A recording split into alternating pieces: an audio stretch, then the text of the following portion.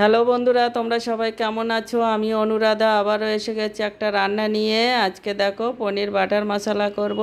তার জন্য পনিরগুলো ছোট ছোট করে কেটে নিয়েছি। আমি সম্পূর্ণ নিরামিষ করব, তোমরা চাইলে পেঁয়াজ দিয়ে করতে পারো। আমার আজকে নিরামিষ, সেই জন্য নিরামিষ করছি।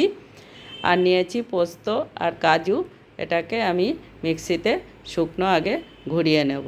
দেখো শুকনো ঘুরিয়ে নিয়েছি। এবারে টমেটো আর কাঁচা লঙ্কা দিয়ে দেবো, আর দেব একটু জল দিয়ে এটাকে পেস্ট করে নেব। এবার দেখো কড়াইতে আমি একটু গরম জল ফুটতে দিয়েছি, এর মধ্যে পনিরগুলো দিয়ে দেবো। পনিরগুলো একটু ভাপিয়ে নেব, আমি সব সময় পনির একটু ভাপিয়ে নেই, একটু ফুটে উঠলেই নামিয়ে নেব। এবারে দেখো কড়াইতে সাদা তেল দিয়ে একটু লবণ দিয়ে পনিরগুলো হালকা ভেজে নেব। আমার ভিডিওগুলো যদি ভালো লাগে লাইক শেয়ার কমেন্ট করে উৎসাহিত করো, আর পুরো ভিডিওটা দেখার জন্য অনুরোধ রইল। দেখো এবার কিছু মশলা নিয়ে নিয়েছি, জিরে গুঁড়ো, ধনে গুঁড়ো, লঙ্কা গুঁড়ো, চিনি, লবণ আর আদা বাটা। এটা জল দিয়ে গুলে নেব। এবারে সেই ভাজা তুলে নিয়ে দিয়ে দিলাম গোটা গরম মশলা আর তেজপাতা ফোড়নটা একটু ভেজে নিয়ে তাতে সেই মশলাটা জলে গুলে দিয়ে দিলাম। এটা তেল ছাড়া পর্যন্ত কষিয়ে নেব। তেল ছাড়া পর্যন্ত কষিয়ে নিয়েছি। এবারে দিয়ে দেবো সেই কাজু, পোস্ত, টমেটো আর কাঁচা লঙ্কার পেস্ট, আর বাটি ধুয়ে একটু জল দিয়ে দেবো। এটাকেও তেল ছাড়া পর্যন্ত কষিয়ে নেব। দেখো তেল ছেড়ে দিয়েছে। এবারে দিয়ে দেবো জল।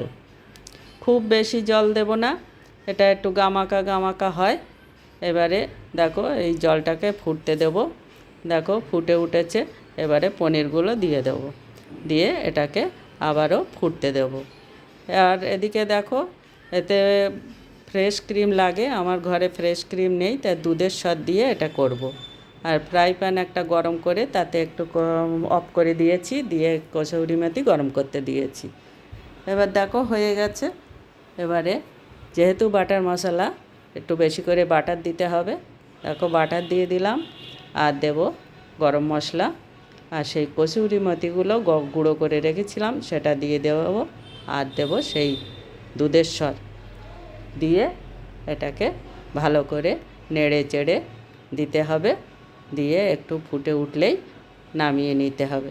দেখো ফুটে উঠেছে, এবার নামিয়ে নেব। আমার রেডি হয়ে গেছে পনির বাটার মশলা।